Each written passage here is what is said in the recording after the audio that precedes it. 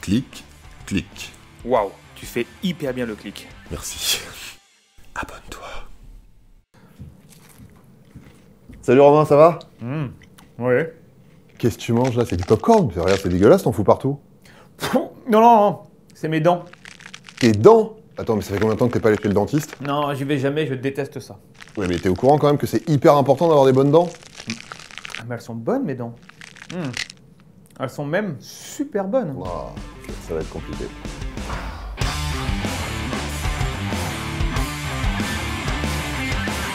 Vous vous souvenez peut-être, il y a quelques temps maintenant, je m'étais lancé dans un projet personnel un peu particulier.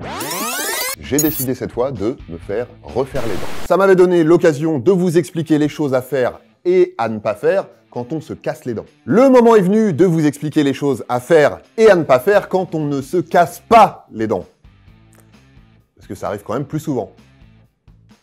Bon, en gros, le moment est venu de vous expliquer pourquoi c'est important de prendre soin de ses dents. Oui, non, alors attendez. Faites pas les malins, je vous entends d'ici. Oh, ça va, on sait déjà tout ça.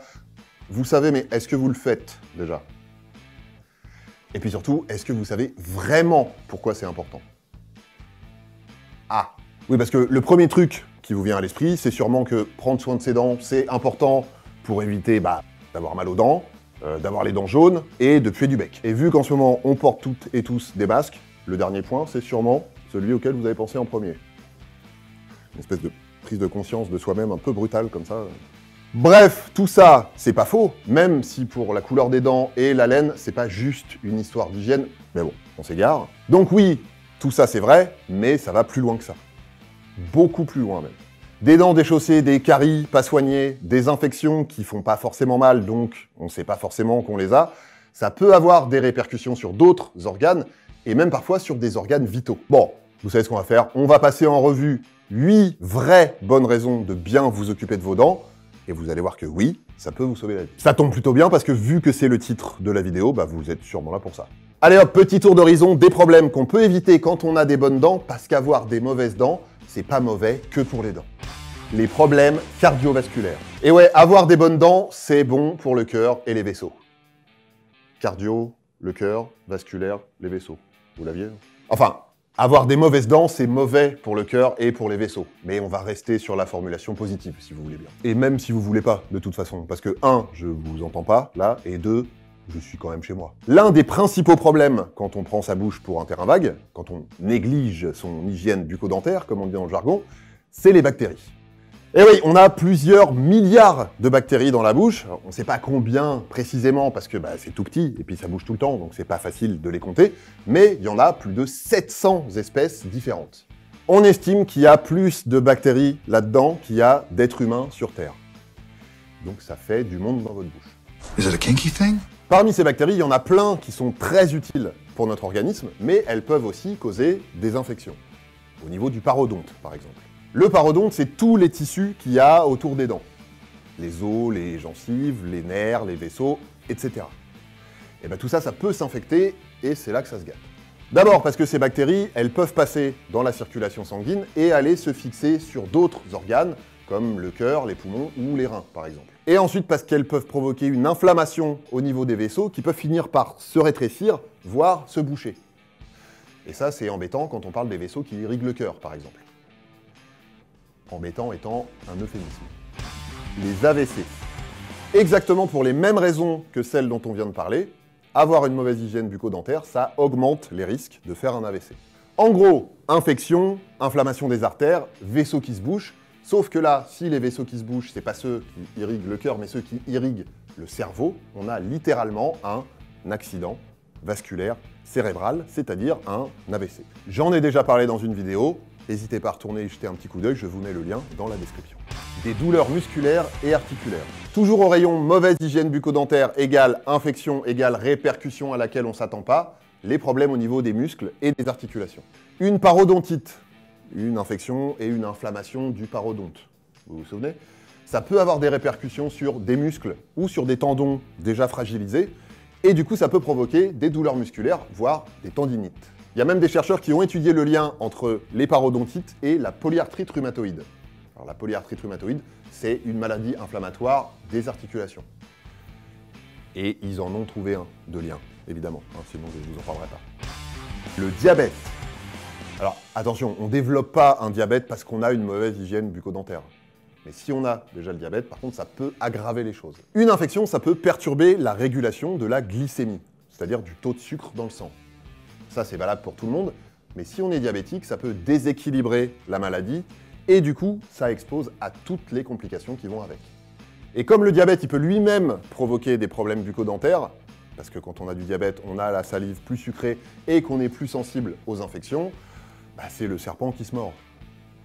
Oui, il y a des mots que j'évite d'employer maintenant parce que j'ai pas envie d'être démonétisé à chaque fois.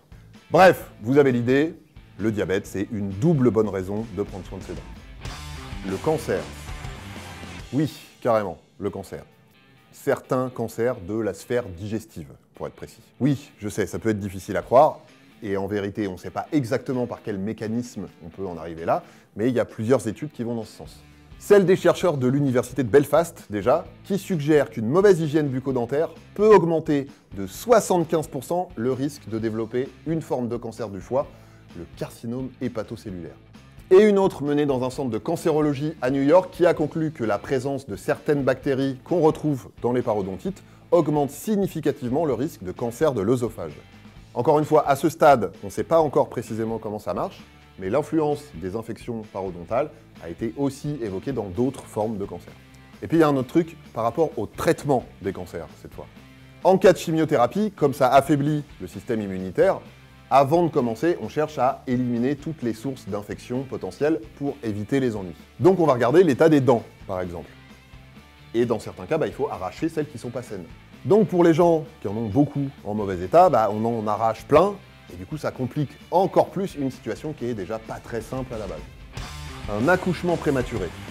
Là c'est pareil, le mécanisme n'est pas complètement connu, et les études menées sur le sujet sont parfois contradictoires. Certaines montrent une augmentation du risque d'accouchement prématuré en lien aux infections dentaires, d'autres concluent que les soins dentaires ne font pas diminuer le risque. Bref, le lien reste à consolider, mais il a été évoqué, donc sachez-le. Des troubles de l'érection. Une mauvaise hygiène bucco-dentaire nuit aux érections. Attention, qu'on soit bien clair, c'est l'hygiène bucco-dentaire de la personne qui possède le pénis concerné qui est en cause, pas celle de son ou de sa partenaire. Oui, évidemment, sauf si son partenaire c'est lui-même. Commencez pas à m'embrouiller parce que ça va être compliqué. Là, on parle d'une étude qui a mis en évidence le fait que 73% des personnes qui ont un trouble de l'érection ont aussi une parodontite chronique. Donc le lien de causalité reste à prouver, mais les chercheurs ont conclu que ce problème infectieux en particulier pouvait être un facteur de risque de dysfonction érectile. Vous faites comme vous voulez, mais dans le doute, un petit détartrage, ça mange pas de pain. D'autres trucs. Vous avez compris, une mauvaise hygiène bucco-dentaire, ça expose à des infections et à des inflammations parfois chroniques au niveau des dents, mais surtout du parodonte. On s'en rend pas toujours compte, donc on s'inquiète pas, ou alors on s'en rend compte mais on laisse traîner, ce qui est jamais une bonne idée. Et ces problèmes, ils restent pas cachés au fond de notre bouche, ils ont tendance à aller se balader et à aller causer d'autres problèmes plus sérieux ailleurs. Il y a tous ceux dont on vient de parler, mais ils sont aussi suspectés de provoquer de la fatigue, des troubles du sommeil, d'aggraver des problèmes de dénutrition, de provoquer des douleurs au niveau du dos, des dépressions, d'augmenter le risque de démence chez les personnes âgées, etc. Ça fait pas mal de bonnes raisons de prendre soin de ses dents. Alors, prendre soin de ses dents, ça veut dire quoi? Prendre soin de ses dents, ça veut dire se brosser les dents plusieurs fois par jour, évidemment, mais ça veut dire aussi aller faire vérifier régulièrement que tout va bien chez le dentiste, même si on n'a pas l'impression qu'il y a quelque chose qui ne va pas. Voilà, donc oui, je sais, il y a plein de raisons qui font que les gens ne vont pas assez souvent chez le dentiste. La peur, par exemple.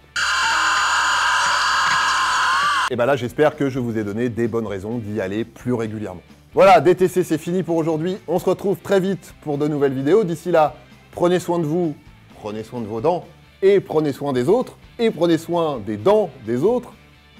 Non, sûrement pas. En tout cas, mettez-vous bien, et surtout, portez-vous bien.